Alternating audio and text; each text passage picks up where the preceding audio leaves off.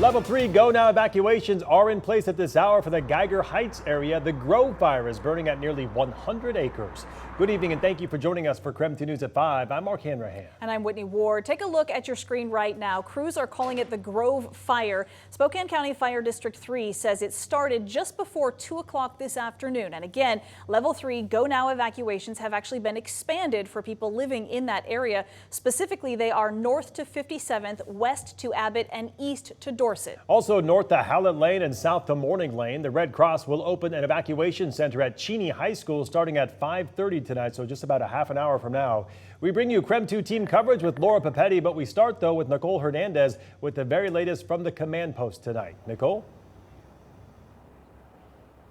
Mark Whitney. So we got here about 3 o'clock this afternoon, just about an hour after the fire started, and it was a little bit of chaos right along that Level 3 evacuation zone. There were people actively trying to evacuate and crews showing up to try to fight the fire. So it was definitely quite the scene. Now that crews have been a little bit organized and been able to get out of the fire, we have a better idea of what this fire is looking at right now. So right now crews are saying it's about 85 acres and threatening about 100 structures. DNR at this point, Department of Natural Resources, does not know whether or not those structures are buildings, outbuildings, houses, what they are, but they do know that that's within about a quarter-mile radius. We have air support also here as well working, and like I mentioned, a ton of crews have been showing up over the course of the past few hours. We were able to speak with the Department of Natural Resources about how many they have here on this fire right now.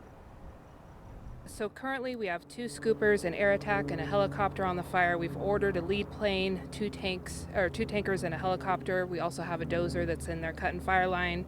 There's 2 hand crews, 3 DNR engines, and then folks with structure protection, other brush rigs from District 3, Airway Heights, and Cheney, and others agencies are responding. All right, so back out here live, you can see right now we have some of those planes fighting that fire right now, dropping water. We've been seeing them come in batches of 2 or 3 over the past hour, dropping water, helping to get this fire under control. Here, what we're looking at here, this scene, we're actually seeing blue sky. We're seeing the clouds. That's a big deal because about an hour ago, we weren't seeing any of that. This entire area was just completely covered with smoke.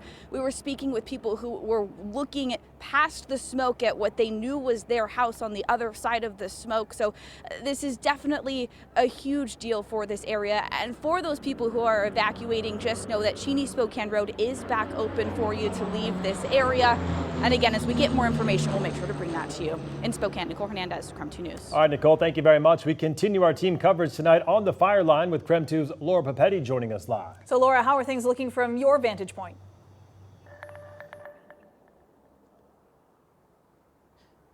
Yeah, we're out here right off of State Route 1, and you can see right behind me, obviously you can see the smoke, but we are watching sort of a frontline seat here to all the planes and helicopters that are attacking this fire from the air, and it has been spectacular over the last several minutes watching them work this fire and just flying over it, dropping retardant. You can see them dropping water in the background here as they work very, very hard. Several airplanes and helicopters we have seen fly over in the last, I would say, last 10 minutes or so as they continue to attack this fire.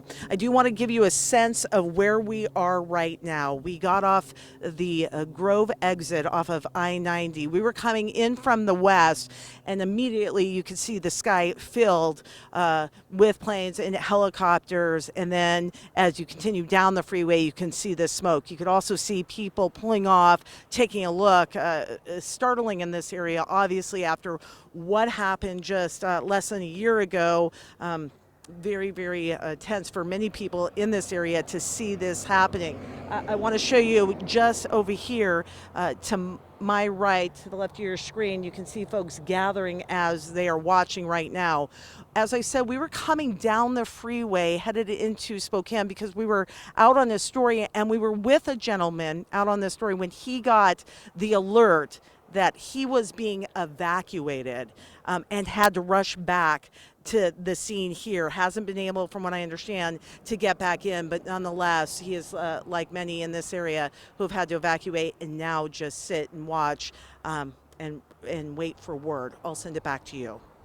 All right, Laura, thank you very much. And we want to turn our attention now to the weather forecast because the wind certainly a factor with our chief meteorologist, Jeremy Legoo. Yeah, Jeremy, obviously the wind playing a huge factor in this fire tonight. What can you tell us about conditions and how they're playing a role in all this? Well, when it comes to our overall atmospheric conditions, it's very dry, very hot, and very windy. But that being said, this is about as moist as our atmosphere is going to be, about as wet as the vegetation will be between now and the end of summer. And look at what happened. On these windy days, it is on us to do our best to make sure these fires don't start. You can see the smoke from that fire. It was going up into the atmosphere. We caught a bit of a break. Now we're starting to get more smoke popping up in the latest radar scan. You heard Nicole a bit earlier. When she was first there, you couldn't see anything because of that wildfire smoke. We saw some improvements, but it's not done yet. Wind still blowing at over 40 miles per hour at the airport, which is just a couple of miles away.